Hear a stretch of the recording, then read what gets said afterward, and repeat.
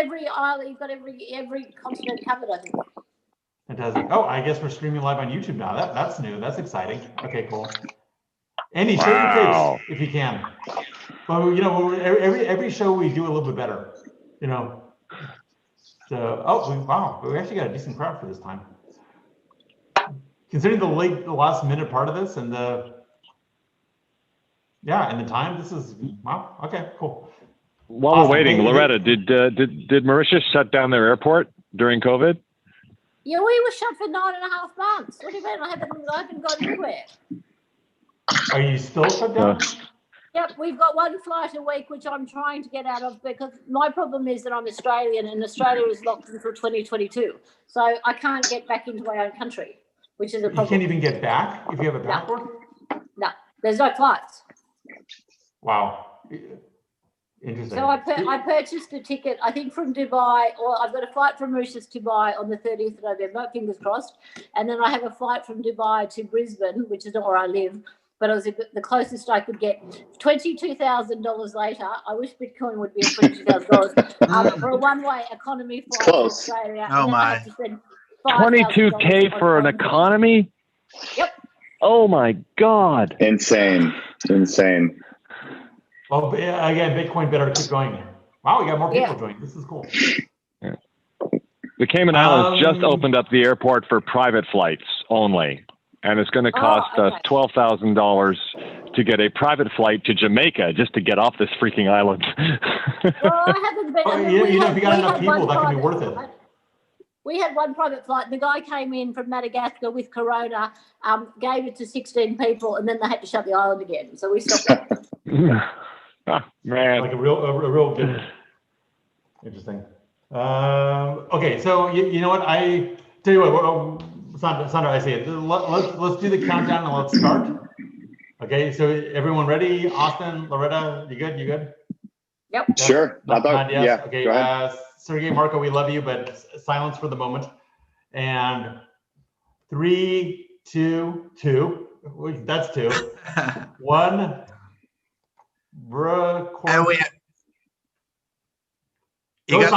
Cool. Okay, so we are live. We are live on Zoom. We are live on YouTube also. So for everybody that is here on the live stream, thank you for attending. Thank you for being here again. This is another Crypto Wednesday show. This is number 20 to be precise. So man, what started off as an initiative just a couple of months ago, me and Gordon saying, you know, what can we do as a tribute, as a payback to the industry? How can we share knowledge in our network? And this is what's going on. So every week we are here. Today we have Loretta and Austin in the show. We're very happy to have you here. We are all in different parts of the world. But before we get started, for everybody that's here on the live show, if there's anything that you would like to bring to the table towards our guest speakers for the first part of the show, please use the chat box to put your questions or your comments in. And the second part of the show, we will open up the mics and the videos also, so to be a more interactive part of the show. So that being said, before I hand over to my good friend Gordon, just a little intro. My name is Sander de Bruin. I'm now broadcasting from Amsterdam in the Netherlands, which is a really cool country in Europe. We are semi-lockdown, so we are getting back on track. I got involved in the crypto and blockchain industry for a couple of years ago. Originally, I come from the fitness and health and also nutrition industry. Nowadays, I'm also partnering up with a really cool project, which is called Europe Chain. Tomorrow morning, Central European time, 10 a.m., we have our first online business opportunity presentation for everybody that's watching, that's also curious on good investment opportunities. Contact me. I'll send you the Zoom link to join that call. But today is all about our guests, Loretta and Austin. And before we give them the mic, Gordon, you're still in LA, but I heard a rumor on the grapevine that you got some ambitions coming over to Europe, right? Yes. Well, first of all, good morning, everyone. It is 5:30 in the morning in Los Angeles. So you know what? Crypto never sleeps. And this is the highest energy show in crypto. And I'm proof. And you know what? This is not coffee. This is tea. Okay, tea, and you know, this is me on tea. Imagine me on coffee. So good morning, everyone. And this is appropriate because this show is all about the future, the brave new world of energy and power. You know, we always, despite the name, or maybe because of the name, crypto is not just about Bitcoin. It's not just about blockchain. It's about a philosophy. It's about an approach. It's about politics. And as everyone knows, our shows go deep. We go wide, and I'm happy to be branching into this topic. And yes, Sandra, I'm in Los Angeles. You can see the window behind me. It is dark outside. As the show progresses, it's going to turn light. So I have graphical proof of my time zone. It's not my exact location. So it's proof of time zone. It's a new kind of proof on the blockchain. And yes, it looks like I'm one way or another, I'm busting out of here. Not super soon, but not super far. I think we're looking at the end of February. Off to Kiev I go. And of course, then I get to see my friends in Europe finally. So I'm excited. So I want let's just, quick thing we always have to say, this is Zoom. Whoever, no one on this call is going to do this, but if we Zoom bomb you, like, we're all adults. You can say little nasty words. We don't care. We're going to eliminate you and laugh at you, because that's what we do. Okay. You are just fresh meat to us. So bring it on, little Zoom bombers.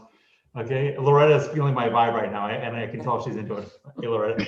So again, I want to thank our guests. I want to thank Austin. I want to thank Loretta. I want to give Loretta a separate shout out, but I want to thank especially Austin. This is a last minute thing. We're moving some panels around. Hence, we're doing 2 shows today. I'm happy to say this is the first time we've really done 2 panels on one day. I guess sleep is optional in crypto, because we're all on, I don't know about you, but I'm on UTC time now. Like, I don't even have a time zone anymore.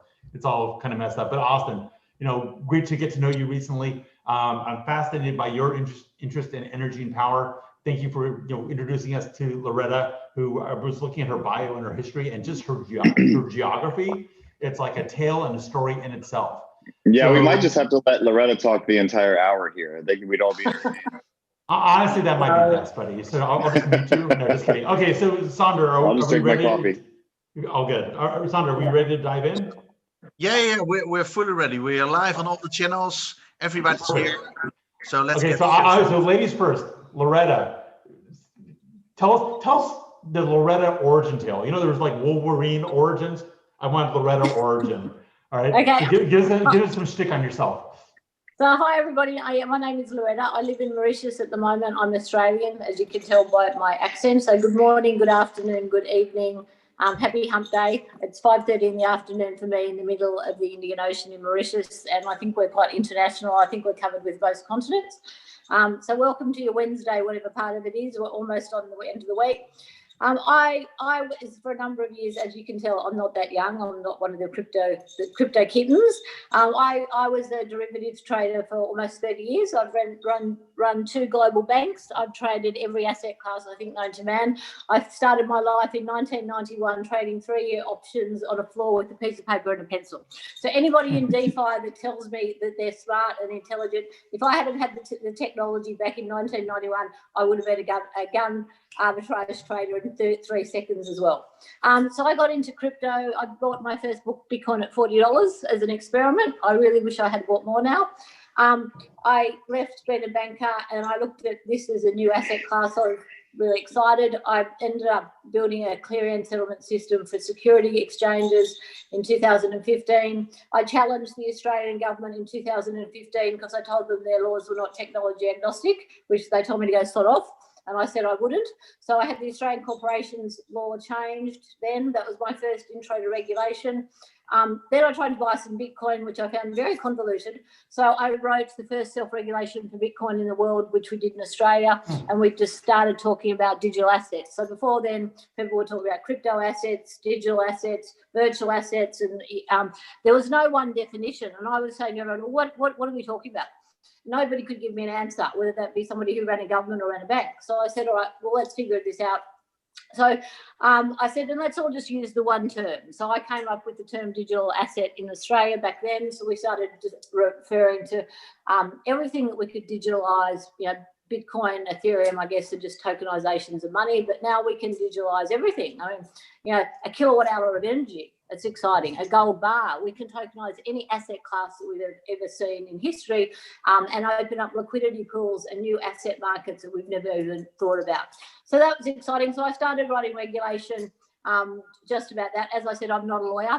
I went to Bermuda. I wrote the first regulations around digital assets in Bermuda in 2018 and the first regulations on ICOs, initial coin offerings. I'm still not a lawyer. And that went into Parliament, got passed. Since then, I worked across maybe 19 jurisdictions. I've written law in 7, including Serbia, Mauritius. I work across a number of central banks now, maybe 19. I have the largest WhatsApp group of central bank governors in the world, and I can tell you what they eat for breakfast, because they like to post photos of that. And I work for a number of emerging countries, writing regulations around what are digital assets. So I work for the Nigerian Financial Intelligence Unit. That's a fun one. I work across law enforcement around the world. Wait, I'm sorry, Loretta, are those the people that are sending me, I have to make this joke, are those the ones sending me the emails that someone owes me $400 million? Oh, yeah. Just answer those ones.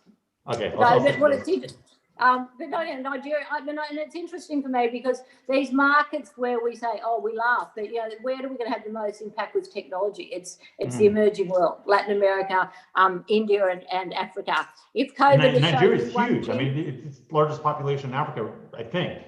Yeah, it is. Nigeria's got 260 million people, and believe you me, the fear is real. Right. Mauritius is a tiny island. We sit off the coast of Madagascar. We've got the smallest population, 1.3 million in sub-Sahara Africa. We've got the highest GDP. So we're a financial services centre, which is very interesting because we have no natural resources. So I've sat in Mauritius for the last 3 years. I've written the first custody regulation in the world about how the hell you hold a digital asset, because I can tell you no banker will have any clue how to do that. I've done security token regulations, and I'm just about writing regulations for cryptocurrency exchanges, which I refuse to call exchanges because they're just marketplaces where they match buyers and sellers. So I guess I try and bond between the two worlds, the very old world that I come from, which I hated, the very centralized world of old school banking, governments, and I think I was regulated in 50 countries. And then this very new world of blockchain and a bunch of very young technologists who just generally don't really float the boat of a regulator or someone who runs a government or a central bank. But I think there's a common language there, and if the internet taught us something, the walled garden approach to how we look at technology, and my very good mentor actually is Robert Kahn, who built the internet. So I've learned a lot about coding and the work behind the internet, the number of protocols that have been stacked on top of it.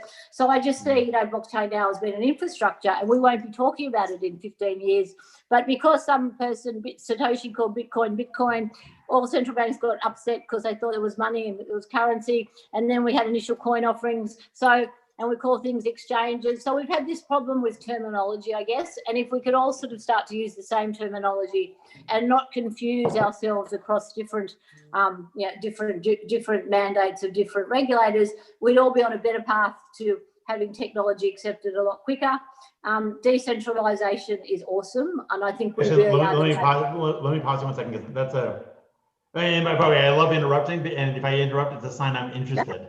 Okay, so that's just for the rest of the show. So I love a point you just made, which is developing a common vocabulary helps develop the international regulation. It's not just a common regulatory framework, it's like actually coming up with common words, common definitions, a common argot, if you will. I haven't heard it quite put that way before, and I like that.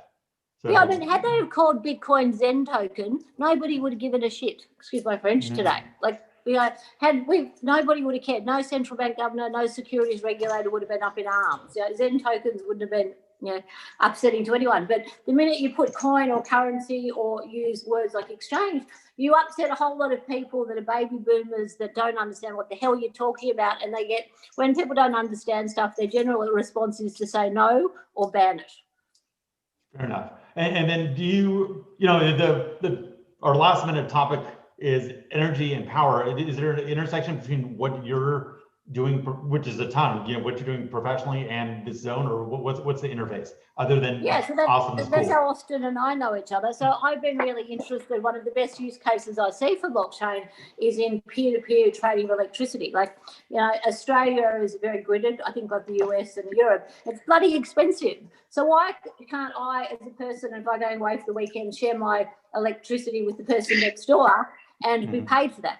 So I found, that's why I guess Austin and I met, I found one of the best use cases outside the tokenization of money is the tokenization of, say, a kilowatt hour of energy. But and it all comes together because now this whole concept of tokenization with what Ethereum did has really opened up some really funky new, models, business models, and things we can trade as assets that we've never even dreamed about. And I think that's really exciting. So I find energy great because it also democratizes, like the internet democratized media, Bitcoin democratized money, and I think blockchain will democratize energy. And that is huge for the emerging world that I'm talking about, where we take electricity for granted, that we have it every day. I live in Mauritius. We have 6-7 power outages a day. When you don't have these things, I'm sorry, you do or you did? We do. At the moment. So, that's what happens when you live on an island. I think something weird's going on. But if in the emerging world in Nigeria, and South Africa over COVID, they had no electricity for 6-7 days. So, we've got to look at these markets where solar and energy and things and blockchain can make such a difference. And you know what? You dropped another little bomb in there, which is I was struggling on Sergey's show. Sergey, who's going to be joining, he's in the group now and he's going to be joining for the conversation later. We were talking about the development path of other countries, and I started to say developing world and third world, but then I realized those terms don't sound right anymore. And I love that you just said emerging world. I'm going to switch my vocabulary to that. I like emerging world because that's kind of emerging markets where they're going. Yeah, it's beautiful. Yeah. So Austin, we're going to switch to you, my good friend. The Austin origin story. There's Wolverine and there's Sabretooth. Oh man. I like what he means. He's a great actor. So go for it. Well, now you see why I talk to Loretta almost every day now. We met only this year, but we became fast friends, and she's halfway across the world, but we find a way to talk all the time. We're doing a few things in stealth that we can't talk a lot about. Well, we can talk a little about some of those, and so me, what am I? Who am I? How did I come to existence? Let's see. I will skip past the intertwining of DNA stage, and I guess go to my background is engineering. Where are you from? I'm from North Carolina, so that's my home state. I spent the first 2 years of my life in Japan, actually, because my dad was IBM, so we decided to move over there. That was fun. I used to speak Japanese, but I lost it by now because don't keep it up. But at any rate, my background is engineering. I have a couple of degrees from NCSU, which somehow led me down to the path of Bitcoin because right after grad school, I escaped NC to go to Los Angeles on a road trip, decided that I was going to stay for a little longer because it was very interesting and complete opposite of conservative East Coast, and a lot of startups and a lot of what I love, which is building things from the ground up. So I stayed for 12 years and would still be there. But I escaped LA recently because of this crazy year that we're in. But I'll be back. You left me behind. Yeah, Thank exactly. You. Yeah, thank you, new friend. Really Santa Monica's home base. Santa Monica's home base. So did a lot with startups over the years. I worked with Uber and Lyft in the early stages doing corporate partnerships because I had a lot of relationships with all the studios and big law firms and corporate entities in Los Angeles. So before anyone knew what Uber was, I was always showing up in a giant, because back then they only had black cars and you could get the giant, black SUV for, the same price, because that's just what it was. That's all they had. So people were like, what is this? Like, what are you doing? So anyways, that was a lot of fun back then, working with startups like that. And then, I was founder of a few that were, one was a competitor to TaskRabbit that had a good exit. And, that led me kind of closer and closer to Bitcoin. I met somebody in Venice in 2012 that was mining Bitcoin at a party. They just had like a rig, one of those like box rigs on top of their countertop, and kind of got me interested in that. So over the years, started getting deeper and deeper involved in blockchain technology. Started Blockchain Beach. Some people know me for that. Pretty deep on the community side there, and now really just very deep in building. Actually, I'm sorry. Aaron dropped in the chat. Aaron, he said 2012. Did he hear that right? I think when you found the rig, was that 2012? Yes. Yeah, that was just at a random party.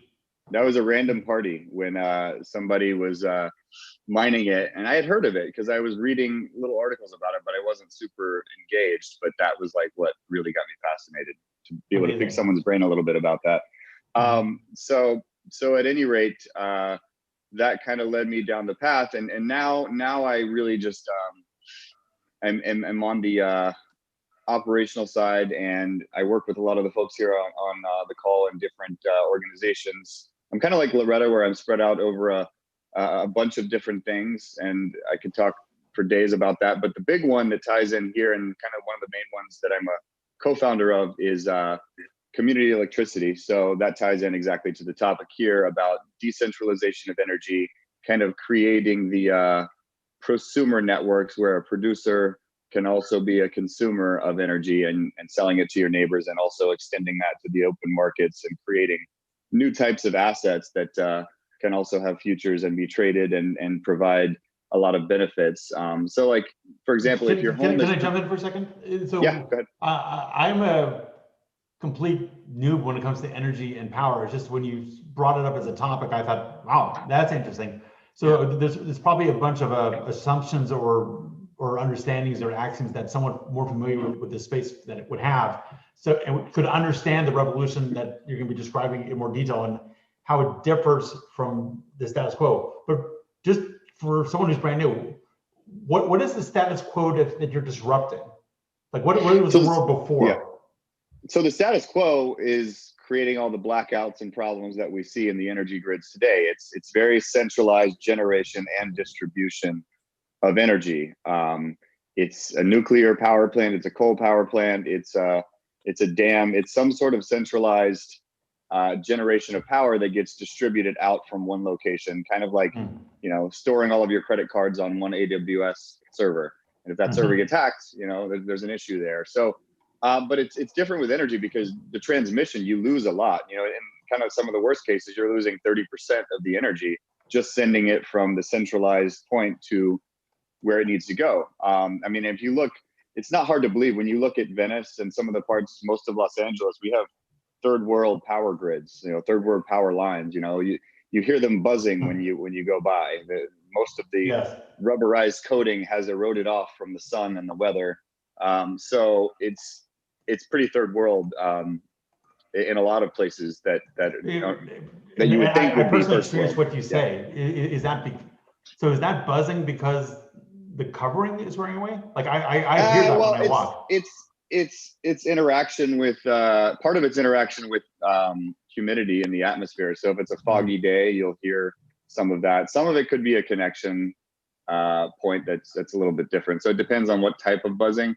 But the one I remember very well from Venice, California, is the one where it's really a kind of wet day or foggy day. You hear it, like it intensifies. So it's correlated. So at any rate, the blackouts, the fires, the utilities have admitted some of the fires were caused by the grids. So it's a bigger issue that really, it doesn't make any sense to produce energy so far away when we have, especially in California, right? Where places like California, where there's so many sunny days throughout the year, you can produce enough energy just on all the empty rooftops. Go to Google Sunroof. There's the website called Google Sunroof, and it'll show you, how many kilowatt hours are on each sunroof, and it shows you the capacity of each sunroof, each rooftop of every building in Los Angeles and anywhere really.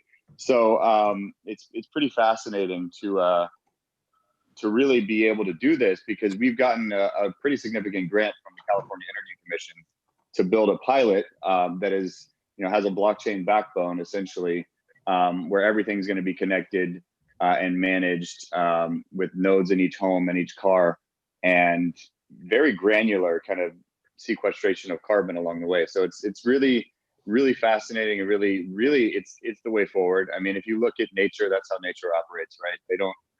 They're not drawing from one central place. You know, it's even like your molecules share, you know, electrons and other atoms with each other, like as needed. You know, chemical reactions even in your body.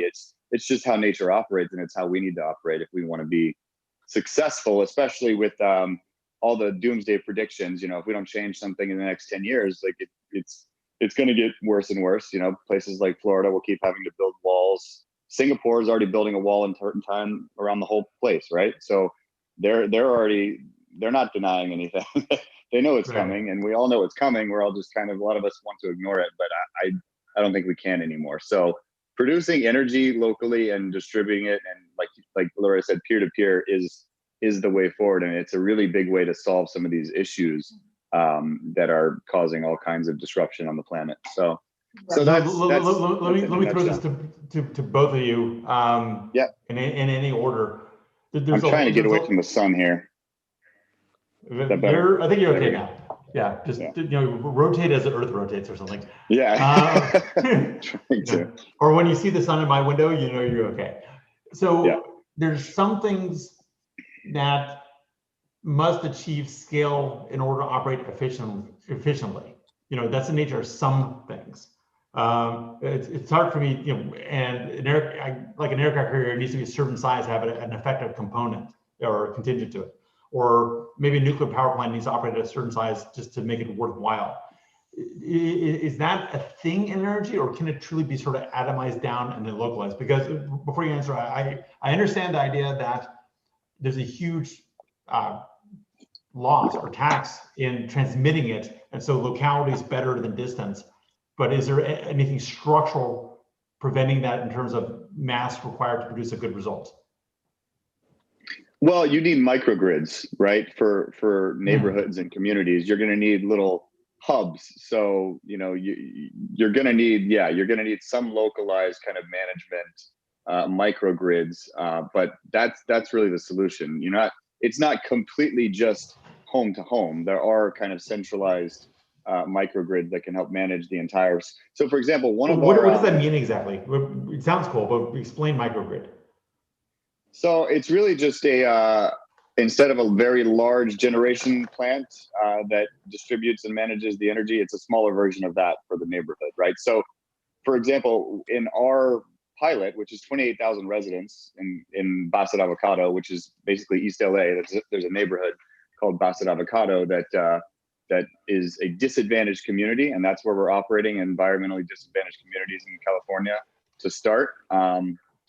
And there's a church that kind of is going to be acting as that microgrid. So it's got the most kind of rooftop and capacity, and it's also got a lot of parking coverage that's going to be have solar on it and in EV chargers. But it's also a great way. People have to opt into this. We can't force them to do it, right? This is a choice. So it's a great way to also have people that are already kind of community members that can learn about it and opt into the program, especially if, you know, a local place like that is doing it. So it's essentially microgrids are the way forward, and there's a lot of legislation that needs to be pushed for that, because right now there's something called the over the fence rule, which means you can't sell energy to more than 2 of your adjacent neighbors, I believe is what it is.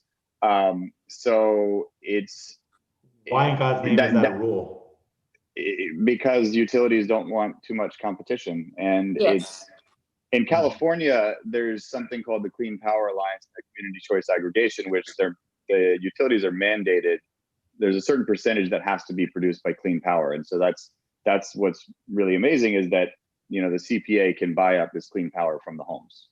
And Loretta, let me pass it to you. Give us sort of your version of Energy 101 and where you see good.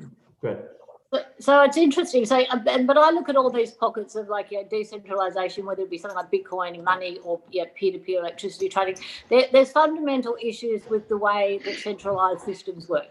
They're legacy systems. They're controlled. They have a lot of middlemen, a lot of frictions in systems, which makes people a lot of money out of them.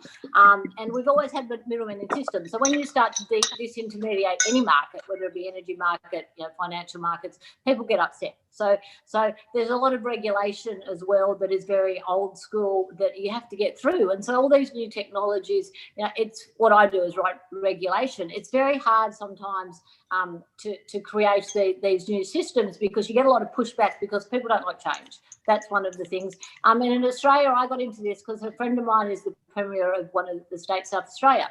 Now, they sold off all their grids to these neighbouring states. So for a period of 1 or 2 days, they had more sunlight in the summertime than was needed. But they would go for days without having electricity because the other states could trade it. And sometimes when you trade an asset, it can take between 1 and 27 days if you trade water to clear and settle this. Now, why is that? It's because the people that are doing the clearing and settlement make money of holding assets, and that's what I found with financial markets. It's the same thing. There's a lot of friction in systems, and the processes and procedures post trade are very antiquated and very old and very expensive. And that's wrong. But now that we have blockchain and we have this technology, we can atomically swap assets to start with, but we can start to decentralize systems which take away that centralized power and control, which is very archaic. It doesn't work. And I really like the peer-to-peer energy because, if this year showed us anything, Mother Nature's gone, right, you guys, if you don't change your ways, I'm going to lock you all up in little cages and rooms forever.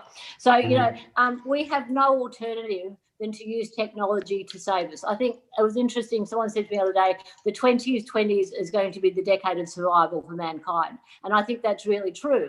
But I think, it becomes funky out of some of these systems now that we can, that you're going to have trading of assets en masse, like just not from electricity. People can choose if they're going to have carbon emissions, which are going to be better for the environment. Fires are being caused all over the world. Australia was no different to California over Christmas. We lost 1 billion animals in the worst fires that we've ever seen in history. So climate change and these things are all coming together to show us, burning fossil fuels and doing things the way we've done it is going to destroy the planet, and it's going to destroy us. So we have to find these new ways, and we have to use technology to take the burden, I guess, off the planet, or otherwise we're not going to exist. So I think you've got a very funny time, I think, in history where technology has sort of come together with Mother Nature in a way, and we're starting to build systems and solve problems because if we don't, we're all going to die. And we're not going to exist as a species in 10 years. The Earth will go on, but I don't think we will. So I think, that's where the decentralization and the technology and the fundamental, libertarian business, or what we talk about Bitcoin, sort of all merges together, and decentralizing power away from centralized institutions that just make money because they're a centralized institution and regulations say they can. Doesn't mean that it's right. So, but all that needs changing at the same time, and that's the challenge. Energy regulation is very hard to change. It's sort of like banking regulation, but I like a good challenge, and that's sort of what I'm now opting to look at, is how I can change regulation to make the technology fit into what we have as existing rules and regulations, which are not so good. Let me ask you, is there something about peer-to-peer or distributed energy services that lend themselves to renewables more than centralized? I mean, is there any reason why you wouldn't have a peer-to-peer, gas-fired plants? Is there something unique? Like, does the nature of it change when you distribute it? Well, it's really about local generation, right? You're not going to locally drill oil in your backyard, right? Or you're not going to. You may have a generator in your backyard, hypothetically. Running off oil, yeah, but then you're still shipping the oil all over the world to get to your backyard. It doesn't, it's not efficient, and the process of drilling the oil is also destructive. So oil is not going to completely go away. We're just going to stop burning it for moving things around or producing energy, right? For the most part. And Marco had a good point. So another way to think of a microgrid is like a mesh network, right? Because right now microgrids are a little bit different. But in the future, kind of what we're building is this highly connected system where everything's producing and communicating and talking. Like even your car, you plug it in, should be feeding back to the grid when it needs it. Like think about how many millions of batteries are in big cities right now, and how much energy is that? How many gigs potentially is that of energy that could be going back to the grid? So, and you think you could prevent a blackout with that? Probably. So it's not just actually, everything. would the concept of a blackout even apply if we truly went to mesh, or would it just be highly localized? No, because everything shifts. Everything is very dynamic. It'll shift the load where it needs to go. And there'll be emergency. There'll be a market for that too, because people will be willing to pay to shift it, where it needs to go. Whether it's utilities and people, or a combination of both, cities, municipalities. I mean, it's going to be really interesting once it's alive to see how this happens. And then some of it will, I'm sure that, nonprofits and other, white hat entities will emerge to really help do it without needing the upside. Right. So I think there's going to be, once everything's communicating and able to send energy the way that we can send information, it's going to be really interesting. I'm just looking at the comments here. And I think that's an interesting point, because I think what we're seeing it now is like blockchain on its own one, it's not great. But if you're seeing these emergence, I guess, of these new technologies like AI, the Internet of Things, and blockchain, when they all come together and they can, we can have cars talking to each other and grids talking to each other, the systems become so much more dynamic and efficient. And we've never had technology before to do this. So this is why I think it's an exciting time, because all these, these emerging technologies are starting to come together and to mold to morph into these really interesting systems that actually change social and economic outcomes of things really dynamically. And that's what I find really exciting. Interesting. And, I guess I'm old enough to remember Enron, and I think Enron was the beginning of energy trading. And of course that didn't end up well. So what happened there, and what did we learn from that? And is anything that we learned from that applicable to this brave new world of the 2020s? Well, I missed the question. Sorry, you broke up. Enron. I think Enron was I think the premise of that was live trading energy markets, I believe. And of course, that didn't end up well. Maybe not because of the business model, but just because of their internal accounting. Is there anything to be learned from that? Yeah, I think there's a lot to be learned from that, and there's a lot to be learned from the GFC, and that's what Bitcoin was born out of, the GFC. These systems, the way that data, now that we have secure, transparent data systems that are mutable and nobody can change, are very, very interesting. So these internal accounting systems, Enron's a good example. The GFC happened for two reasons, because you had bankers selling, mortgages in the southern parts of the US to people, and then giving an extra $100,000 to go and buy themselves a fridge or a couch, and reselling that in a hedge to hedge funds as AAA rated assets. And the whole thing was built on smoke and mirrors. But with the blockchain, with the technology we have down the databases, you can't do that.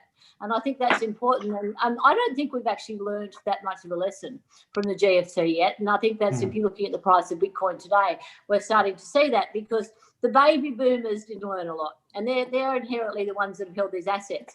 And people always bring this up to me, but it's the millennials that are the ones that understand technology and want change. And I can tell you, with the stimulus packages you're getting out of the US and Australia, of pieces of paper that are backed by nothing, nobody's going to be paying off the tax and the debt of my little girl's generation or the generations after.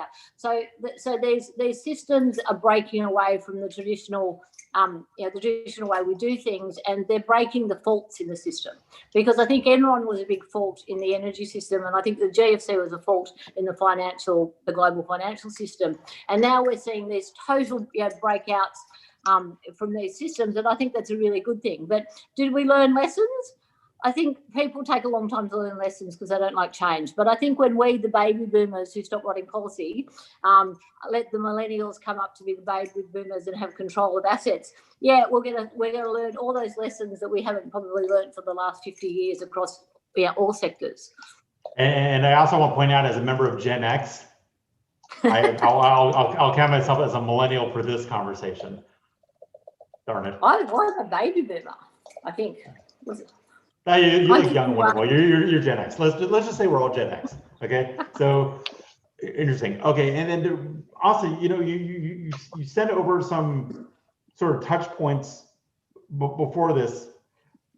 This is going to be a fantastically broad question, but a recurring theme in your speaking is the laws of thermodynamics. That seems to be more of like a philosophical point for you beyond a physics point. Can you kind of give us the little inner workings of your soul and your mind? It's really simple. It doesn't have to be a very complex explanation. I mean, those are kind of some of the fundamental laws that the universe follows, right? Everything that exists follows, the laws of thermodynamics. So the first one that really applies here is the conservation of energy, right? It can't be created or destroyed, but it can be transformed in one form or the other. Like I was just saying in the comments, you can do work and put the time in through labor that turns into money, right? That's kind of like energetic money. You can turn chemical energy into money by burning fuel and selling it. You can there's all kinds of potential kinetic, chemical, all types of energy can be converted into things like money and other things. So the laws of thermodynamics is something that I love. That do you know who Jeremy Rifkin is?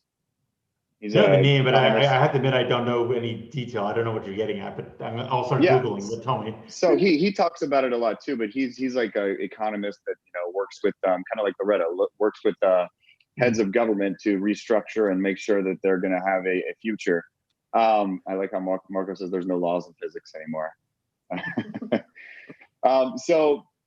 So at any rate, yeah, I mean, that's essentially why I bring it up, because you can't escape them, but our systems have been designed to ignore them. For example, Facebook's profit engine, right? And some of our big companies, like, they consider profit for profit's sake alone without resources considered or anything else, right? And it's causing all kinds of problems. And a lot of our economic theories are based on profit alone without resources considered. And that fundamentally doesn't really consider the laws of thermodynamics. And it's great. My background, like I said, is engineering, so I had to study it quite a bit in school, but I haven't necessarily been using it other than in principle, right? From kind of a philosophical standpoint. But it's great to see it emerging because it ties in directly to Bitcoin and everything else. Like, Bitcoin is one of the first types of, money, if you will, or store of value that actually fundamentally follows the laws of thermodynamics very well. By design. So like our money is kind of bleeding energy, right? Like our fiat money is leaking energy. That's why they have like websites like Fiat Leak. It's leaking it in all kinds of ways. That feels true, but how do you mean exactly? Well, we're printing it. The supply is increasing, so your purchasing power is decreasing faster than your profits are probably increasing enough to stabilize that, right? It's leaking out of fiat into things like Bitcoin. It's leaking in many ways, but it's designed. It's a flawed design, right? To say that we're just going to print unlimited money is great for the short term, but long run it doesn't stabilize the dollar, right? Hardly. Yeah. So that's what I mean by it's leaking. The increasing supply and other factors that are causing it to bleed energy, right? So that's essentially what I mean there. Yeah. And Loretta, I think you were commenting. Yeah, I was going to say, that's the thing. The US dollar is actually backed by nothing anymore, and we're printing more of it. So we're printing more of something that's not backed by anything, and it's causing all sorts of problems around the world. And I think Bitcoin, with the whole libertarian aspect, just decentralization is fundamentally changing the way we are in the world. I mean, this year in itself has changed everything: how we work, how we interact with each other. As I said, it's. I had a really interesting podcast, and I was doing it the other day. I think with what Bitcoin's doing at the moment, it's the democratization of money. Now, money means different things to many people. Money comes out of barter, but I think at the rate that we're seeing these systems, which actually rely on the mathematics that 1 + 1 = 2, not of a network of people decide they're going to change the rules just because they want to, is very fundamentally different from how the world has always worked. Because people could change the rules when they wanted, but these new systems of decentralization, they believe in the laws of mathematics, not in the laws of what people believe or human behaviour. And it's interesting. I'm watching the demise now of monetary and fiscal policy, and that's a very hard thing to explain to traditional bankers. Why is Bitcoin now sitting at whatever it is, $18,000? It's because you've seen a fundamental shift. Yes, no asset class goes one way forever, and that's the laws of physics. What goes up does come down, but the mainstream, I guess, of decentralization wasn't around 3 or 4 years ago when I was talking to central banks and regulators. They may as well told me that I was a mad idiot and to go away, and I didn't know what I was talking about, and there was no way that these things would start to, George Orwell might have been correct before I was, but I think those things happen. And this year, 3 years ago, would we have thought that blockchain solutions, whether it be around energy, democratizing energy or money, existed? No, we wouldn't have. And we wouldn't have seen these systems take off like they have. But we're sitting at the end of 2020, and the world is a very different place than it was at the end of 2019. Mm-hmm. Very. I'm feeling it myself. Though, I got to throw this out here. What the heck is a virtual power plant? So it's essentially the kind of same thing as a big power plant, but instead it's kind of like the microgrid conversation we had earlier. Virtual power plant is essentially everything that's connected that acts the same as a power plant would by managing the transmission and location and generation of energy. But instead of from one place out to a bunch of other places, it's a bunch of other places connected, transacting all the time to each other. And yeah, so that's essentially a virtual power plant. It's pretty amazing because they actually work really well as long as they're designed and as long as they're communicating properly, right? As long as you're sending energy where it needs to go when it needs to be there, it works really well. Just like a mesh network works in your home. Yeah. Interesting. So Aaron asked a good question in the chat. I don't think you can say it out loud just because of where he is right now, but I'll try to read it correctly. He said, so would you have the data saying how much energy flows where on a blockchain? Sure. But as I understand, the mesh network is a multiple strings coming together in many different nodes. So purely technical, how would a 2-dimension blockchain describe a 3-dimension network? Except maybe if you have huge computational power behind it, talking quantum computers. I'm not sure I quite understand what he meant. I feel like you would. You don't need quantum computing necessarily. I mean, if you're trying to create. Sorry, pause. What does that question mean? He's just saying, how does a 2D blockchain translate a 3D world in all the devices and everything else that's connecting and communicating? But I like Marco's answer. I'll just read it. The mesh has outputs and inputs to and from nodes, easy to implement on blockchain. So essentially, it's all of the nodes that are in each home, each car, each device, already are they're data points that communicate, right? Whether it's data or transaction or anything else. So it's really about the network doesn't care about the 3D world. It cares about device identities and who's talking to what. Again, the fridge, you guys might remember this from the DAO conversation the other day. The fridge can be an entity. It might be able to participate in a DAO in the future. And they already are communicating, right, to Amazon without you. I'm going to go ahead and reorder your almond milk because you're out of it. Because you told me I could. So now I have my own proxy via you. So even if he didn't tell it, soon we'll order the almond milk.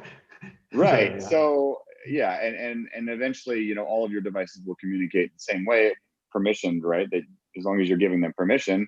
Now, I guess the whole AI conversation will be interesting, right? Because if you look at the whole conversation before about the profit, beast that we've created, I think we'll start to see that pan out in devices too eventually, if they're learning from the systems that we've designed before.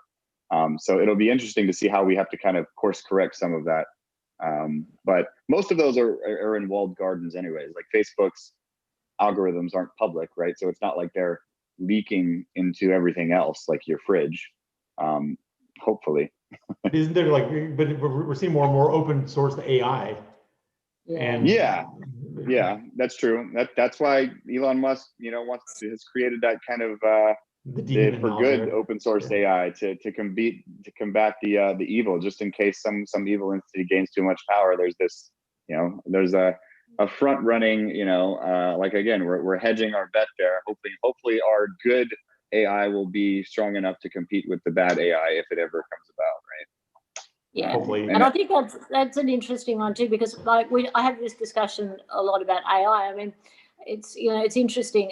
There's no emotion, and that's one thing we will always have as humans, is to have emotion, love and hate. But I use a good example is dementia. A person that's dementia, you can't figure out what their next move is. So an AI algorithm doesn't really know what someone with dementia is ever going to do, because it's so unplanned.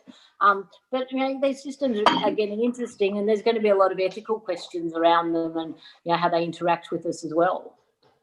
Interesting. Now, Loretta, let me ask you. You seem you've worked with regulators in Australia, and I'll call it the developed world for lack of a better term, but you're also heavily involved in the emerging world.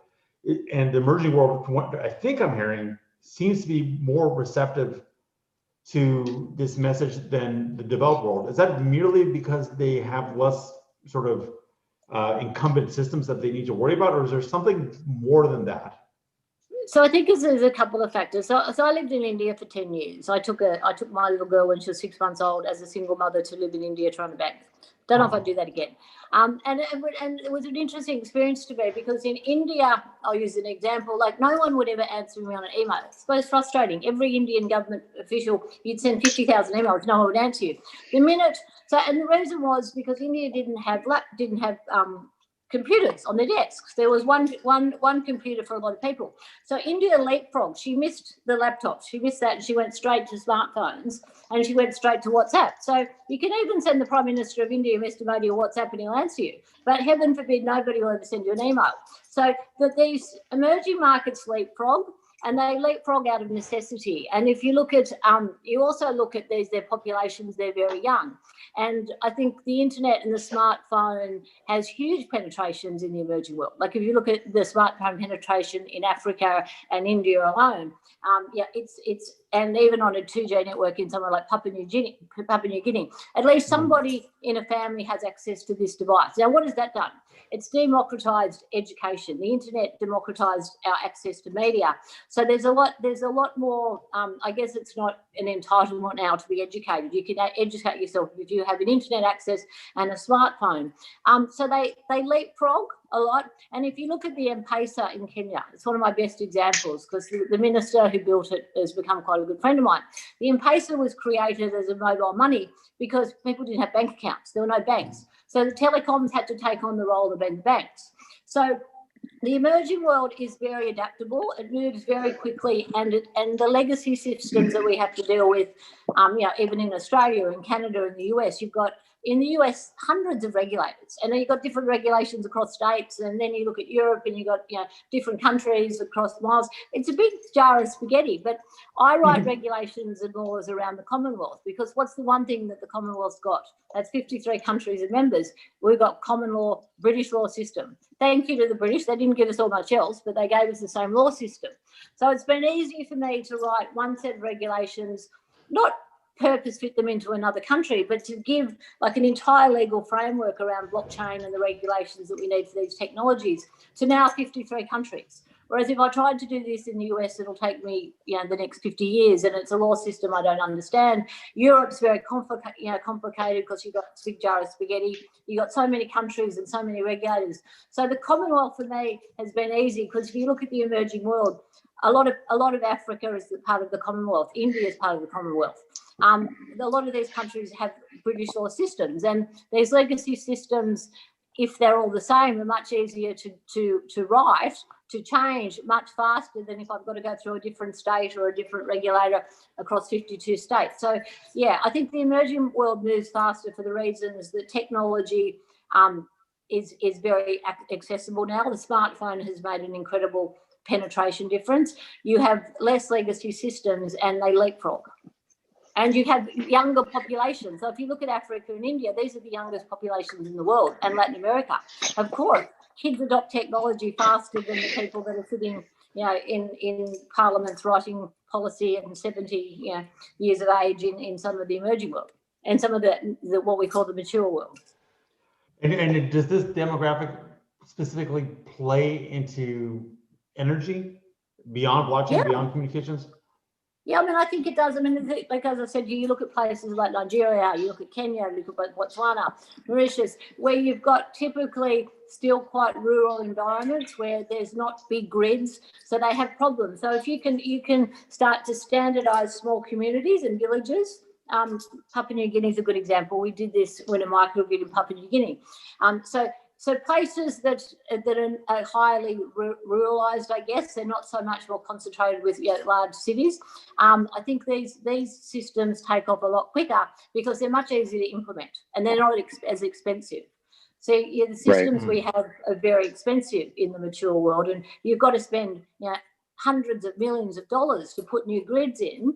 But if you can do it at a local level in a lot of the emerging world, it's much cheaper because you have a lot of costs that are cheaper. But and same with water too, and things like that, right? Like clean water. Like look at the water.org project. I think Matt Damon, and there's obviously there's a big group. He's one of the investors and figureheads, but they're doing $60 microloans, and it's extremely successul, where the loans are like 99% plus paid back because they're $6 a month payments, and these farmers or whoever, small shop owners in emerging world, are able to make those payments, whether they're making them or paying them with new loans, because I would imagine with these loans, they're able to extend it to multiple people in the household. So I think it's an interesting system, but it's like you said, it's less expensive, and it's a very low infrastructure level solution that provides clean water to every single home. So yeah, it's pretty interesting. And the same can be applied to very small. I mean,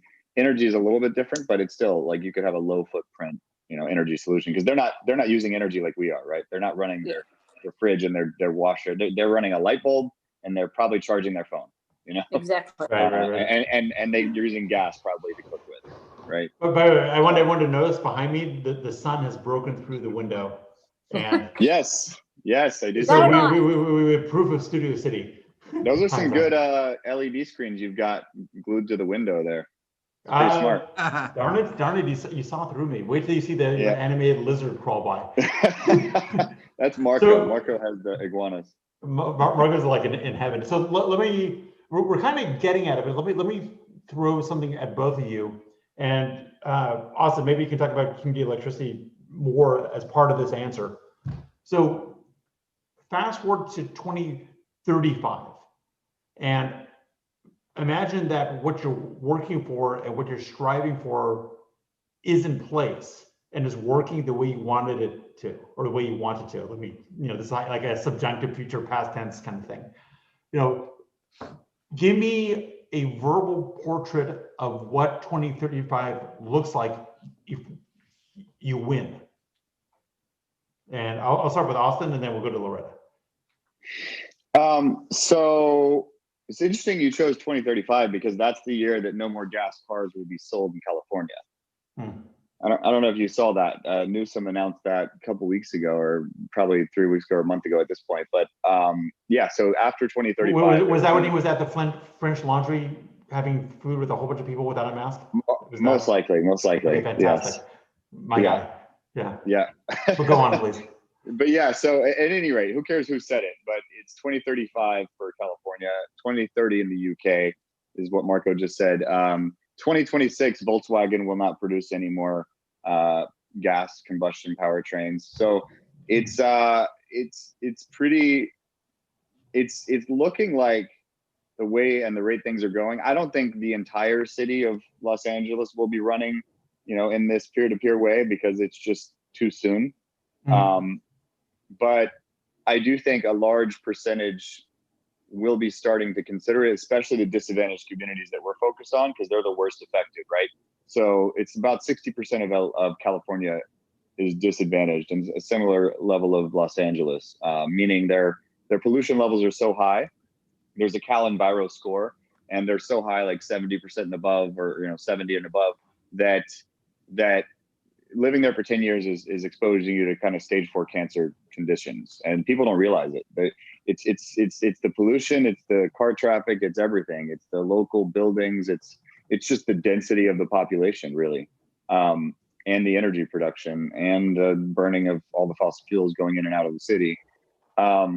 So that makes me think that I think by 2035, which is what, 15 years from now, I think we will have a lot of these peer-to-peer systems in place. I don't think it will be a majority of the city at that point, but I do think we'll have a lot. I think we'll see a lot more EV share type services where a lot of it's delivery too. Think about the way that things are going right now. A lot of people are going to continue that way. A lot of companies aren't going to go back to work.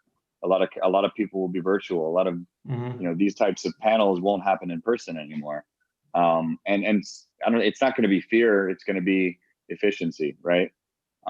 So a lot of people that used to host conferences. Let me jump 1 second. I'll pass it back to you. When I grew up, I was always a fan of alternative history and that sort of niche science fiction. And there's always, if you look at alternative history, there's always, the standard timeline. There's always the point of departure, like a specific date where things go differently than they did in the real world. And you can always kind of argue that, we're in some alternative history where, in our history is weird. The Allies actually won World War II. Can you imagine that? Crazy times. So I swear to God, 2020 feels like we're off the main time stream. Like something happened with COVID and everything else. It's two things.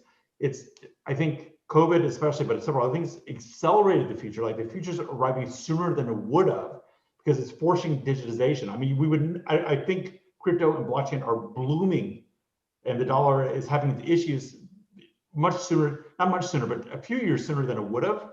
And it's sooner, the future's here sooner, and it's a different future. I feel like we teetered off the main course and now this is our life. And yeah, I mean, your point's well taken. In person is nice, but this COVID's been around for so long, we're all kind of acclimated to the Zoom world now. And I don't know if I want to go back to it, and there is, it's going to sound funny, but I don't necessarily mind wearing a mask. There's all this political that about it. It's like with all this facial recognition tech, these people, getting into your business, maybe you want to mask up. It's like, now you have an excuse to wear it. Otherwise it's a potential crime in California. But it's funny in the Western world, we always used to make fun of people that wore masks. You see them at the airport, you see them around, you're like, look at those weirdos. Like, why did they do that? It's because they've been going through this same thing that we're going through now for a long time, right? And look how well they're doing compared to us. I'm being very LA centric, but So I'm going to pass it to Loretta in a second, but if you finish your 2035 vision, if everything works, it looks like X.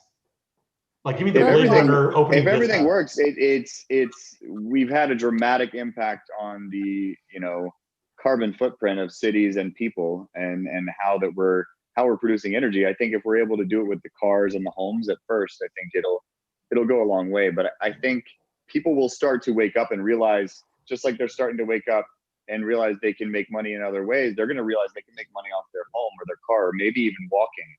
If they're walking, your app is tracking, instead of just tracking your steps to make you feel good and compete with other people, you might actually be, because of the granular sequestration of carbon throughout the year, you might have earned yourself a new iPhone, right? And I think companies like big companies will start to partake in programs like that, because they already have green bonds and other things in place to support initiatives. So I think we're going to see people really waking up and stop denying climate and being forced to take action. And or the way you do that is provide financial incentives. I'm a big believer in that. That's why people first started to fall in love with Bitcoin, right? There was a financial upside. The consequences of global warming, which we're beginning to see the edge of now, will have arrived, not in full force, but they will be noticeable in non-deniable ways. There's another thing that Rifkin always likes to point out. Every one degree of temperature rise, there's 7% more water in the atmosphere, which means a lot more hurricanes on places like the East Coast and a lot more fire and drought on places like the West Coast. And those weather patterns are similar throughout the world. So this year, there's a tremendous number of hurricanes that keep bombarding. I think some of you, Marco, is going through it. I've seen a few over here on the East Coast, and it's getting worse for sure, noticeably. And the weather pattern weather patterns are changing, but I think we'll just see us that'll get more dramatic. And if it keeps getting worse, in 30 to 40 years, it's going to be, the equator is going to almost, the weather in the southern states is almost going to be like living on the equator, but hotter.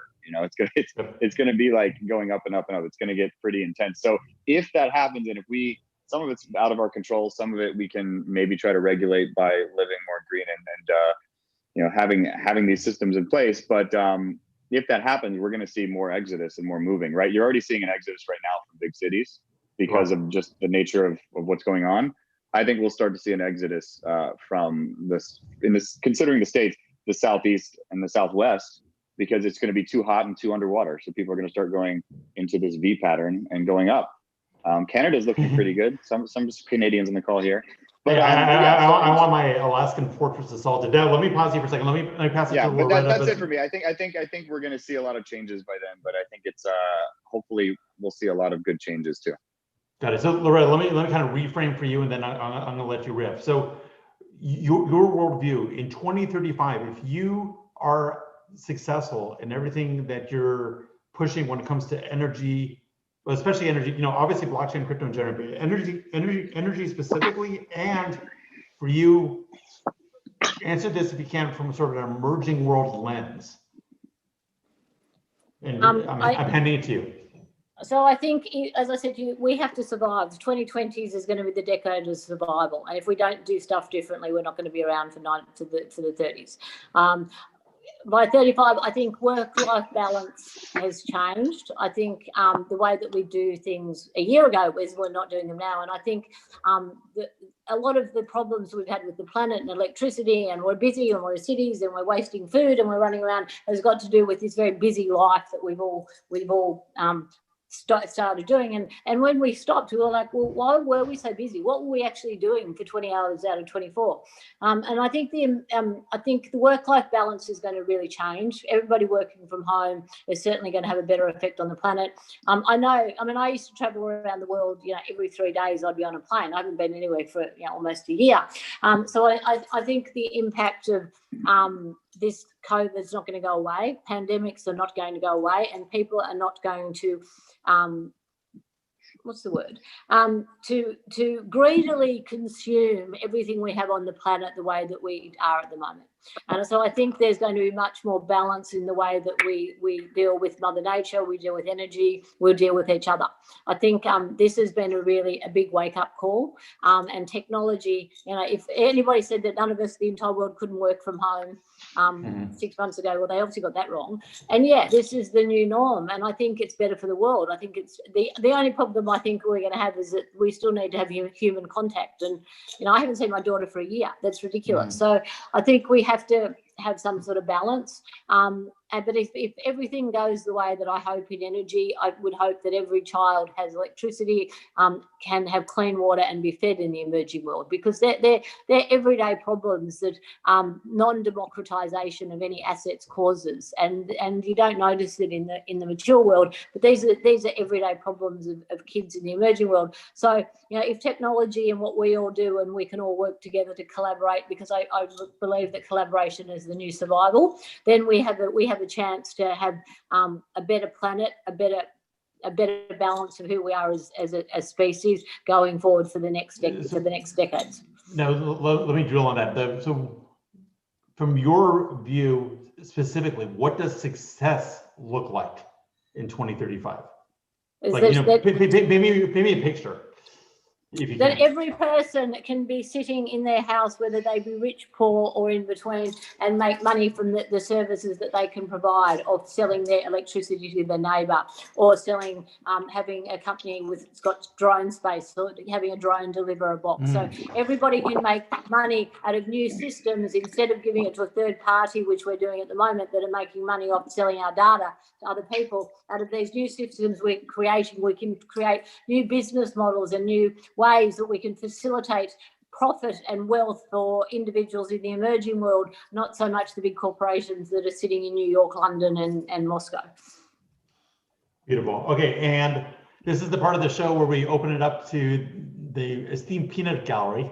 But it's been fascinating, and I may have gone slightly over with my time, but this is it's very energetic conversation.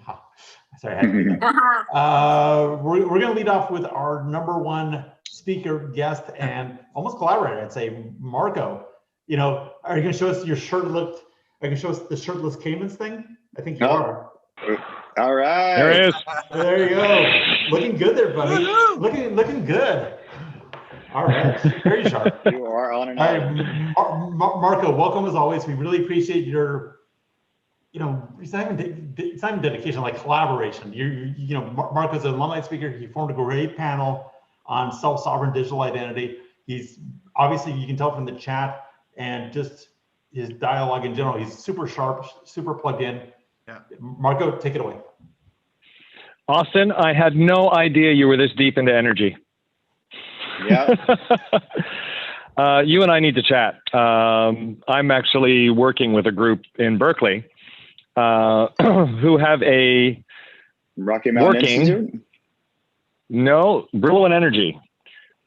Okay. That's Brillouin is the name of a French physicist who discovered Brillouin spaces, which is something that helps you overcome the Coulomb barrier in fusion reactions. Okay. In this case, they don't do fusion. What they've done is they've figured out a way to turn hydrogen into neutrons. Ah, that's fascinating. Which in turn, naturally, with no help whatsoever from anything other than the fact that those neutrons exist, slowly turns other hydrogen in the system into helium over time. It's a 4-stage process.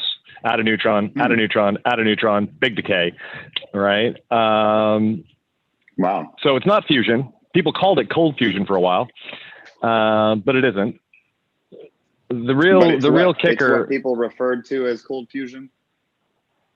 Yeah, it's what Fleischmann and Pons accidentally stumbled upon. But let's remember, those guys aren't physicists. They were chemists. Yeah. They just made it by accident. Anyway, these guys have got they've had a working prototype for 5 years now. They've been refining it. They now get, and this sounds like nothing to people, but it's mind blowing when you actually understand the theories of thermodynamics that are currently out there. They put in 1,000 watts of electricity. They get out 1,200 watts of heat. Wow. Yeah. If you put 1,000 watts of electricity into a regular heater, you get about 900 watts of heat out. Marco, can this There's operate always on loss. a small scale? Could this operate at a small scale? That's the problem. The current reactors are all about 1 foot long, maybe 4 inches in diameter, and that's just because they're lab units. This thing can go down to small enough to fit inside a cell phone if you get the miniaturization done, and the heat dissipation happens, because we can get into those issues at a later date. But these reactors scale down or up. You can go up to megawatt plants, no problem. 0 emissions, 0 radiation. They run on water, basically, because they generate enough electricity. They will generate enough electricity when they get to 5x. They're currently at 1.2x.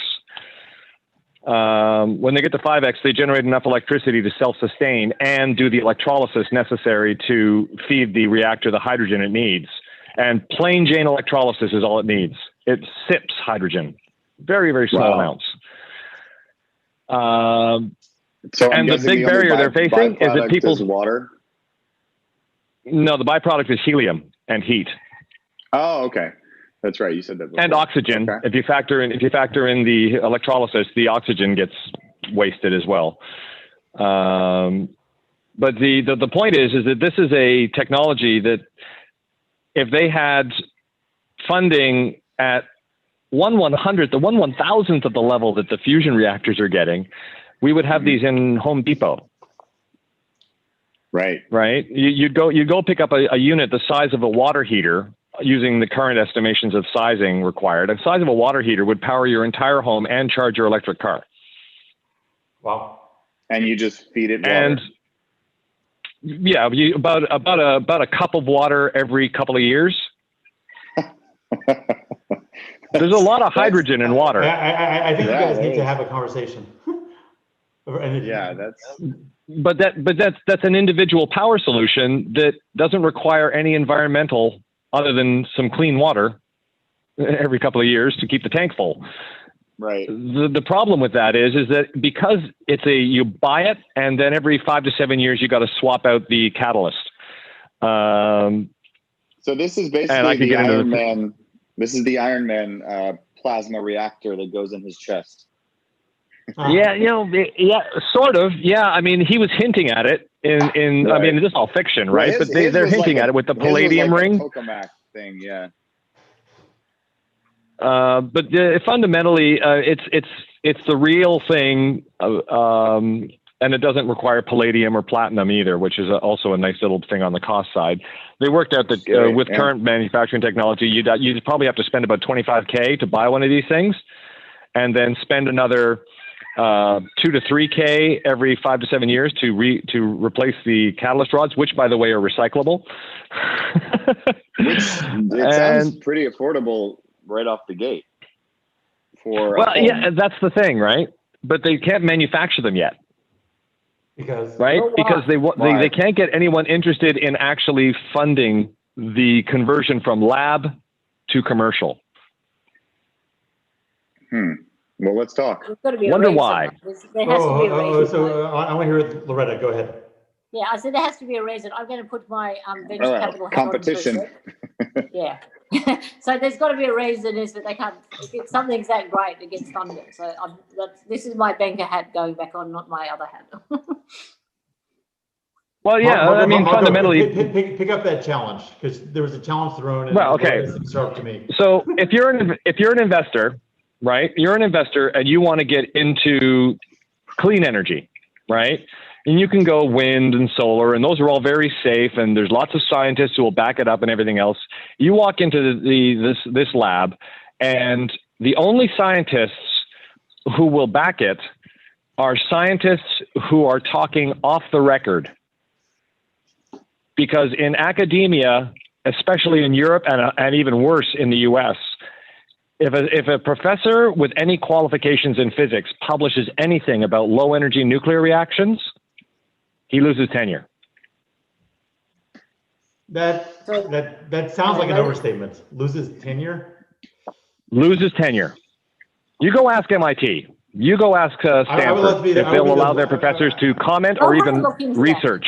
It'd be interesting on the ROI, because I'm saying there's got to be a question, like an answer So around ROI on this information. I was just on with NREL yesterday, so I bet you they would be interested. The National Renewable Energy Laboratory, and they work pretty closely with the DOE. I think they'd be interested. I mean, it's a lab. Well, the DOE is funny. I mean, I would welcome your assistance in that one, definitely. But the DOE is aware of this technology. They're just mum on it. The problem with this technology is that it's too cheap. Net, and it leans itself towards mesh grids rather than the traditional utility grids. Yeah. Right. So it sounds perfect for our project. We should talk. Yeah, well, exactly. And in fact, the blockchain implementation within the software of the reactor is already on the books in the roadmap, because they wanted to have a way to reliably track the performance of the unit and what was done with the energy. And one of the really killer things here is for the tropics, right? Hurricanes no longer matter. These things are pretty much indestructible, except for the fact that they could get swept away if you don't fix them to the ground well. But they generate electricity once they're at production grade. They generate electricity, but they also have waste heat. And waste heat, this was something that blew my mind when I learned about it about a year ago. Something called absorption chilling, where you use heat to air condition a place. And there's a lot of waste heat off of these things because, as you probably know, steam turbines are only 20% efficient. And some of the new technologies, the solid state thermoelectric systems, are only about 25% efficient. So you've got 75% of the heat or 80% of the heat that you're using to generate electricity is wasted. Marco, let me pause you a second because this sounds like a. This sounds you can use that like to make. Well, yeah, but you can use that to make air conditioning, which is kind of cool. Yep. Interesting. All right, so you guys connect. You're both in the alumni chat. Loretta, I'm going to add you to the alumni chat also, if I may, on Telegram. Hopefully. And Torben, and actually Mark, are you guys presentable? If you are, we got another. Gordon Dixon showed up. Awesome. And Aaron, if you're, presentable. But Marco's with his shirt off. So everyone kind of like, it's all relative. So first one to unmute gets to speak. But just announce yourself. Gordon, Aaron, Torben. Gordon Dixon. Hey, Gordon. Oh, can I see your face? Gordon, I think you're muted and on. Welcome, Gordon. Hello. Welcome. Hello, Gordon. Hey, Torben also. Okay, sorry, my Zoom's flipped around. I'm gonna go to Gordon first because I like because you have a good first name. So, welcome. Would you like to address a question or a comment to our esteemed panelists, and welcome to the show. I've been here listening to it. It sounds great. Hi, well, there you go. I like it. What's up, Gordon? Good to see you here. I've been on for almost the whole time. I was just nice. Gordon introduced me to Loretta. He's been talking about her for years, and finally he put us together this year. The super connector. Lojo's the best. Yep. Fantastic. Well, welcome. And then Torben, you put an interesting comment in the chat. Let's see here. I'm scrolling up. About the draft? Yeah. Can you explain that a little bit? And just introduce yourselves also. First of all, hi, Loretta. We're all friends. Oh my God, I get it. So I'm sort of the newbie meeting on the Hey guys, well, welcome to my show. No, okay. Nice to meet you. Tell us about yourselves first, and then we are based in Germany, all over, kind of. Our office is in Frankfurt, but actually now we are sitting in Munich, and we are working in the investment industry. I'm a former investment banker, and I had quite a background in real estate infrastructure, and 2 years ago, I started Monument, where we are developing real estate and infrastructure projects. Mm-hmm. And we are at the moment focusing on working with a lot of data in real estate. But 2 years ago, we had a joint venture with a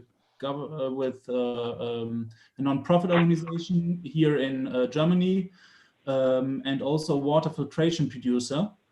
And we had a close look at the African, to build a plant in Africa. And therefore we were doing some benchmarking and realizing there's a lot of data, really good data, but there's nearly to no player who is analyzing like where to build the right plant, especially on an investment perspective.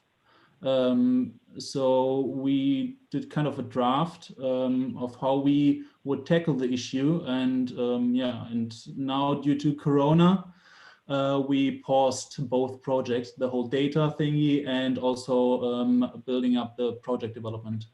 But you guys, these are the brothers. You need to speak to Gordon D, and to Austin. I'll connect you. This is the other thing we all do. Well, yeah, of course. This thing's half networking. So what's the name of your venture or the name of your project? It's called company.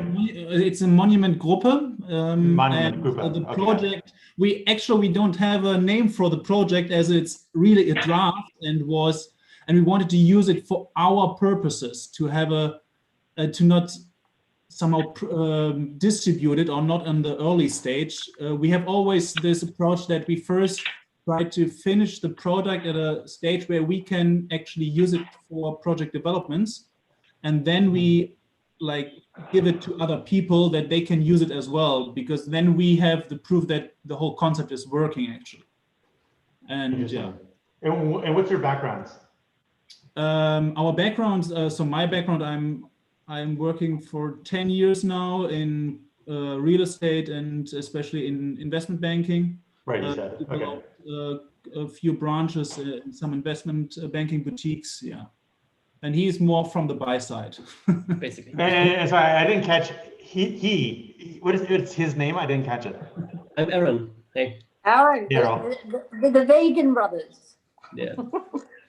I was in the chat before as well. Yes. But since we're at like a family's place, we couldn't talk beforehand. Well, now you're good. I know you know everyone, but do you have any questions or comments or anything provocative you want to throw at Loretta and Austin? Even more? And I think you should. I mean, as I said, we were pretty active in the chat beforehand. But I'm curious about one thing actually.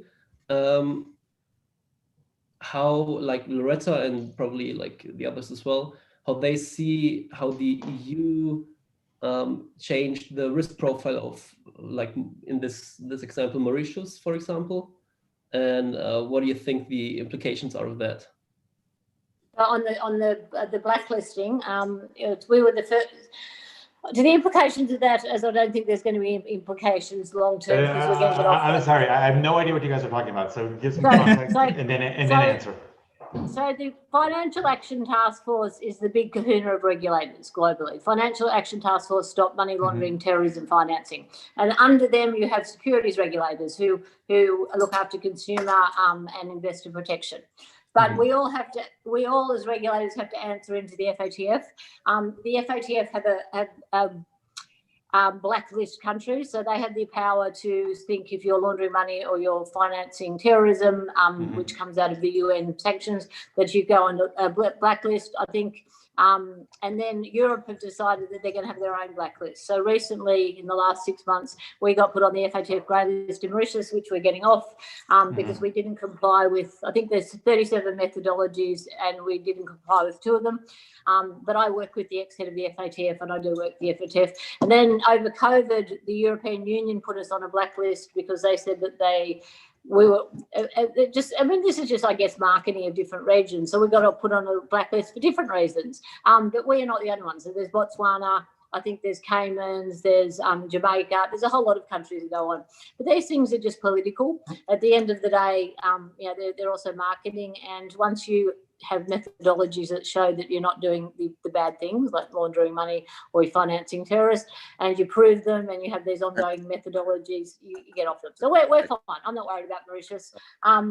I think these things come and go, and I think every island that you look around, including Caymans, BVI, all these jurisdictions that attracted cryptos, even Bermuda, come under the guise of the FATF, and we're all going to go through it. So this is not something new. It's most islands that have some sort of legal framework around cryptocurrencies and digital assets are all going to be put on grey lists and blacklists over the next 2 years. But it's just course of the progress until we see how this technology actually plays out and we all start to collaborate better. So I don't worry about things like that because I think we've got more important things to worry about. But they're not good for marketing, I guess. But other than that, do they have any substance? No, because I know the jurisdictions ideally, and we don't launder money and we don't have terrorists. And there's very good companies like things like chain analysis in crypto that can actually trace, most of these cryptocurrencies, probably Monero and Zcash. But there's amazing analytical tools that law enforcement can now use, which is a hell of a lot better than what they could do around cash. And my argument always is that cash is the best thing to launder money with because you can't trace cash at all. It's very hard to launder a Bitcoin because guess what? It's on an immutable, traceable, secure database, and you're going to get found. So that's why I guess people like drug dealers use it sometimes because they're not the smartest people in the pack, but they're going to get caught. Law enforcement are catching up on this faster than you can sneeze. Yeah, and just from a U.S. legal perspective, all these wallet address virtual seizures, I think gives everyone pause. And you have to, yeah. I think the problem with blockchain is it's the blockchain. It's not going to get lost. No one's going to forget. Yep. It's always you going can't to be run there. away. You can't take it off. It's there forever. It's immutable. It's traceable. It's trackable. And things like Bitcoin and not. There was this big education piece. I think that people going, oh, it's anonymous and it's only used for drug traffickers and whatnot. But it's not anonymous. It's pseudo anonymous. And I worked in a lot of operations with security forces around the world. We did a big exercise last year. It was with Binance and Coinbase, and they were able to track a whole bunch of, I think it's 700 people across 19 jurisdictions who were dealing in child pornography, and they were because they could use the Bitcoin network and the Bitcoin, and they could move on exchanges. They arrested 450 people in 3 minutes. It was the biggest ever wipe they've ever done in history, and they said we couldn't have done that without blockchain or Bitcoin. So technology is used for good and bad. But it's quite interesting now. So law enforcement are now seeing the good side of what technology is. The internet was, people said was only going to be good for porn. Look at it now. So, there's good and bad in everything. It's good for porn and other things. And other things. And Bitcoin's good for money and other things. But it's just like anything. It's there's good and bad in everything. And technology is always going to have bad players in it because they're smart. And I always say the good guys are not very good at collaborating. The bad guys collaborate so damn well. If you look at that was another little knowledge bomb you dropped.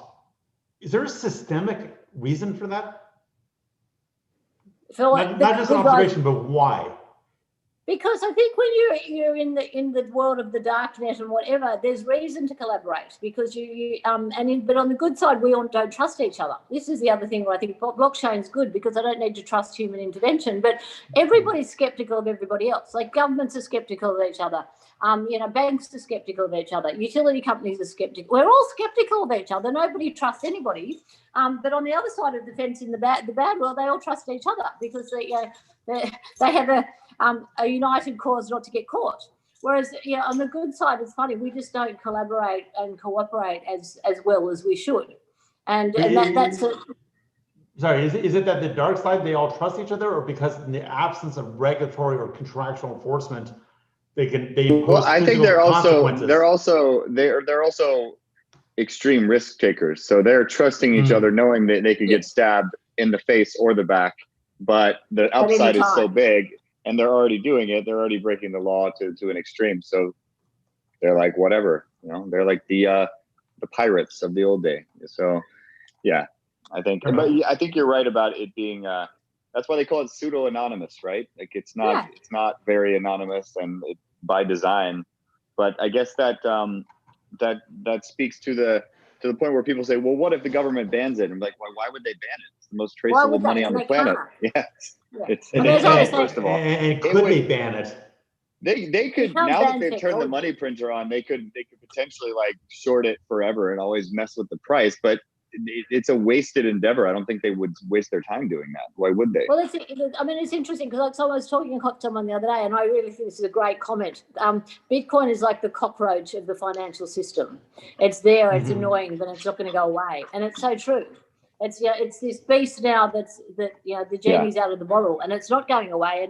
And it's interesting from where I sit because 3 years ago it wasn't mainstream. Like institutional investors were, oh, that's ridiculous, you're an idiot. And when I was a bond trader, everyone told me I was stupid. And today I had 5 bond traders ask me if they should buy Bitcoin, and I said, well, do you normally buy markets on their highs? You decide. Right. On the recent high, but who knows where we'll be next month? Right. Yeah, but well, I saw yesterday, the third richest guy in Mexico put 10% of his net worth in yesterday, or at least he announced it. Who knows when he did it? But yeah, there's all kinds of people coming out of the woodwork. As a trader, though, and been one for 30 years, you've got to understand there's risk in everything, and what goes up goes down.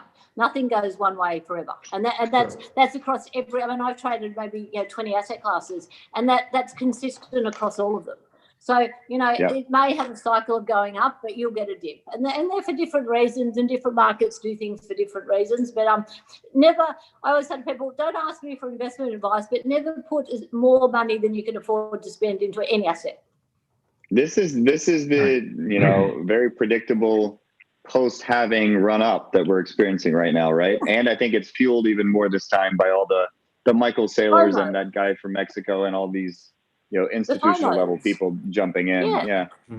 You guys, the thing that everyone ignores, and is the key thing around Bitcoin and most of the crypto platforms out there, is that they are effectively anonymous. There's no such thing as true anonymity, but they are effectively anonymous until you go to a centralized exchange. Yes. The minute you go to a centralized exchange, you're identifiable. So if you can keep all your transactions off of an centralized exchange, you can launder your money left, right, and center. No one can do a thing. No one can even really say who did it until you do that. Even better, Marco, just leave it. Put it on some sort of hardware device. Leave it there, and you have to literally trade that as if it's cash money. Here's $1 million on a stick. Yeah. Never take it off the stick. That's $1 million stick, and it'll only go up in value.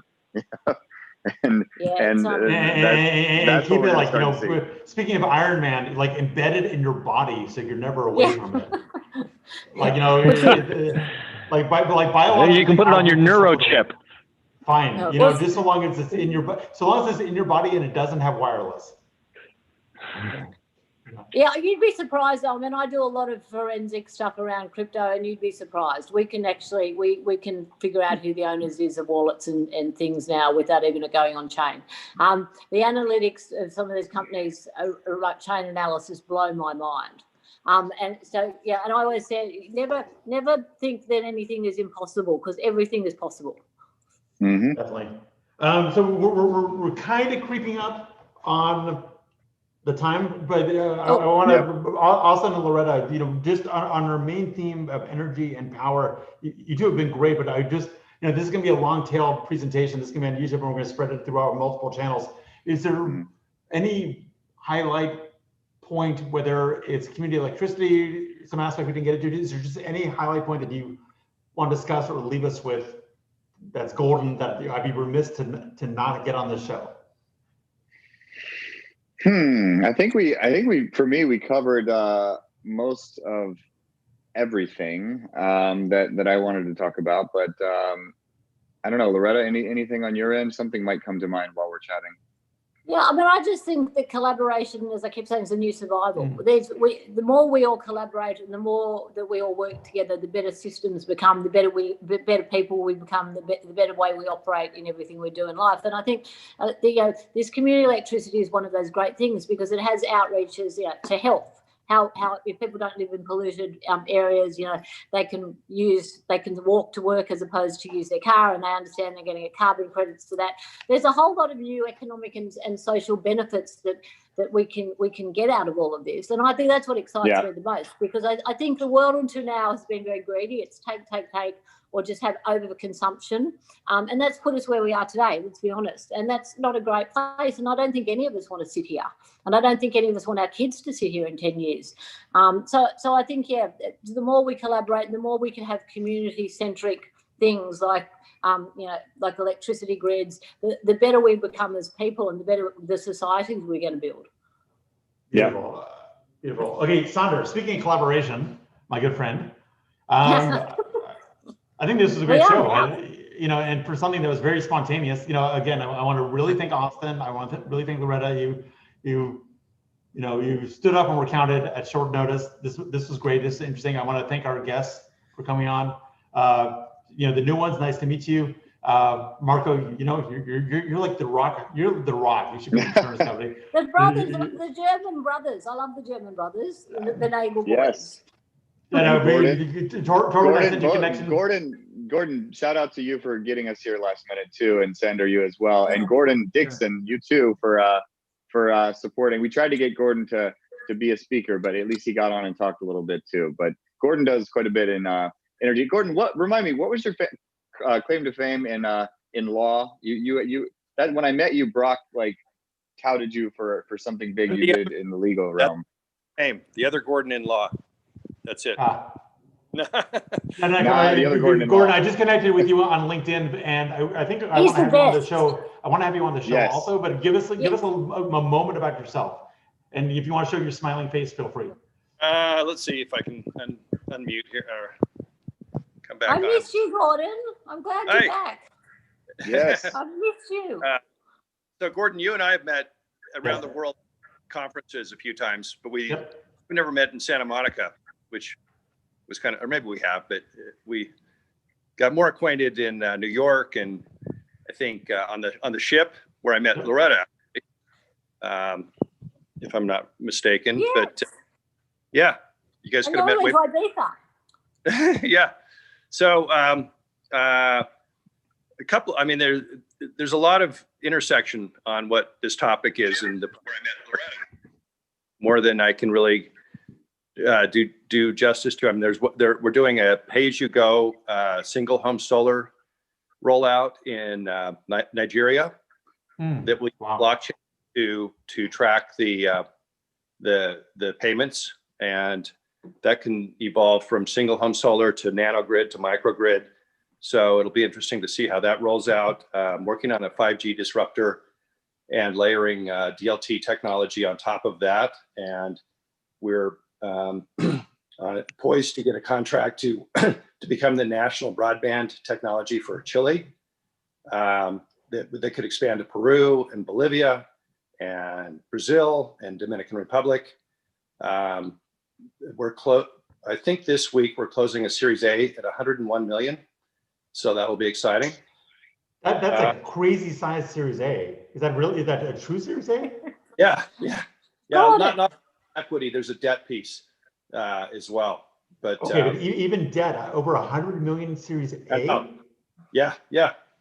Okay, well, my virtual hat is off the air. They started at 15, and it's just been a crazy awesome rush, and it's going. I look forward to seeing that in TechCrunch. As soon as the ink is dry, the term sheets. Which is that for Chile, or which one is that for? WeLink. Oh, nice. Yes, WeLink was a good project. Oh yeah, that's WeLink's awesome. Good. We love that. So that also is an environment where this topic is relevant in terms of decentralized. We're really focusing on creating own your own data, self-sovereign identity, and layering that on top of this 5G disruptor technology operating network. Another one, I mean, there's another one that's kind of interesting called Beyond Imagination that I'm advising. That's a avatar project.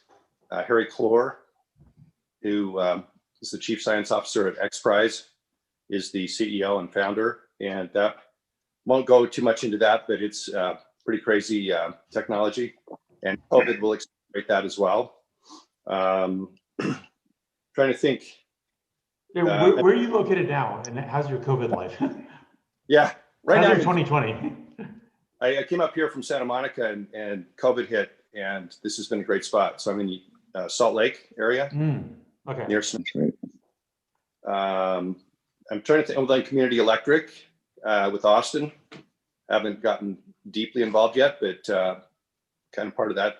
Yeah, project. we should pick up the convo again with the WeLink discussion there. I think that was really interesting. Yeah, I agree. Yeah, in fact, we're interested in cross reference or layering Community Electric on top of the WeLink build outs and vice versa. I got to go to school. All right. Oh my God. Well, Gordon, hey, thanks for jumping on. We're late for school. Okay, it's been a great show. Gordon, let's talk. Thanks, Bye. All right, like I said, this show is like half networking, half knowledge drops. Half new vocabulary for me, like emerging. And I think I wanted to give one bit of one wrap closure statement for me. So throughout life, there's always been people along the way that, when you say something as wild as Marco just said, they say, "Ha, not possible," and they try to convince you not to do it, and that it's false, and that it's untrue, and that you shouldn't even waste your time with it. those are just the naysayers, and you should absolutely ignore them and prove them wrong and laugh at them later. Well, you don't have to laugh at them, but laugh in joy that you succeeded, because too many times in life, a software company I used to work for, I told him, one of the owners of the company, and they're a software company, they're supposed to be innovative. I told him, and this was the moment I realized I had to leave, and I was buying Bitcoin with most of my paycheck back then. That was 2015. At any rate, so it was a software company that was claiming to be innovative, but when I told him that thought to text wasn't too far in the future, because we already have speech to text and blah blah blah, monkeys can already fly planes back then with a little hat, right? You know, or you know, like a toy helicopter, they can fly around the room. You can imagine an image and it can print it out. That was back then. This is you know. So when he said, "Oh, no, that'll never happen," that was the minute I decided to leave. I was like, "All right, I think I've already been planning my exit strategy from that company anyways by doing that, you know, following Bitcoin back then. And it was around $200, so it was a good timing. But at any rate, just do it, prove them wrong. And I think, Marco, what you have is fascinating. I want to dive deeper into that. And yeah, buy Bitcoin. Definitely still not, maybe wait till it dips a little bit, but definitely buy Bitcoin, because it's never too late. As we all know. Never regretted buying Bitcoin. I've always regretted selling it. So right. Yeah. Seriously. Dollar cost averaging, guys. Don't even care what the price is. Just keep buying junk every month.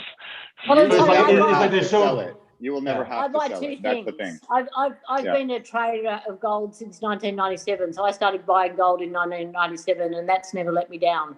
And so I buy Bitcoin because that's digital gold. So the two assets that I own most of is gold and digital gold. And neither of them have let me down so far, so I'm not going to stop. The one thing about gold and platinum and everything else, though, if one of these suckers who's trying to mine asteroids is successful, it's going to just explode the supply. Yeah, no. Okay, so let me jump in. I had I wouldn't call him a friend, but a kind of friend.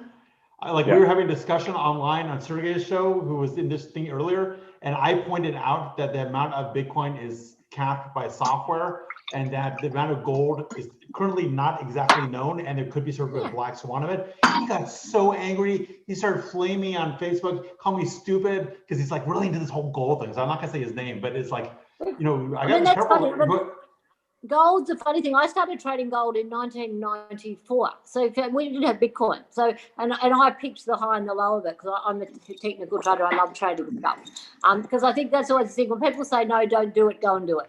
If anyone says no, just go and do it. If I had $1 or a Bitcoin for every time somebody told me that I was an idiot for doing this, I'd be it's the art of contrarian thinking. Okay, everyone, we are on the time. We're on the clock. So again, awesome, Loretta, you're rock stars. I really appreciate it. German brothers. You know, with the rules. Yeah, guten Tag, auf Wiedersehen. You know, viel Grüße. I don't know. My German sucks. I'm sorry. Marco, as always. So, Sander, you know, here, I'm heading to you. Land the plane, and then I'm turning off the record, but land that plane. So, hold on. I'm sorry. Of course, I'm lying. We have another show today, everyone. Yeah, that's right. That's right. Don't miss that next show. It's on every social media I can think of. It's with Eloisa, and we're talking about data as new gold. Speaking of which, what time is that one? In less than 4 hours. In 3 hours 45 minutes. So 8 check my Facebook, check my LinkedIn, just check all the chats. But yes, it's the same Zoom. All right, yeah, Loretta's going to be out. I've been up since 4. No, have some wine. It's all good. Or tea. Sander, sorry for interrupting. Please, as I was saying, please land the plane, my fellow collaborator. No worries. And I fully agree with you. I really appreciate that Loretta and Austin, a spontaneous extra Crypto Wednesday show. We really like that. And maybe Gordon, because we have our friends from Frankfurt who are now in Munich also here on the show. That once you're in Europe, and we're gonna do once the post-corona is there, you know, we can do the traveling again. We're gonna do special hubs throughout Europe. We will also would like to go to Germany, of course. You're invited. So, I love Germany. I studied there twice when I was in college at the Goethe Institute. So they're the first people I'm visiting after my daughter is the Nagel brothers in Germany. I'm going to Australia, then Germany. Cool, Deutschland. I'm down. I'm down with Deutschland.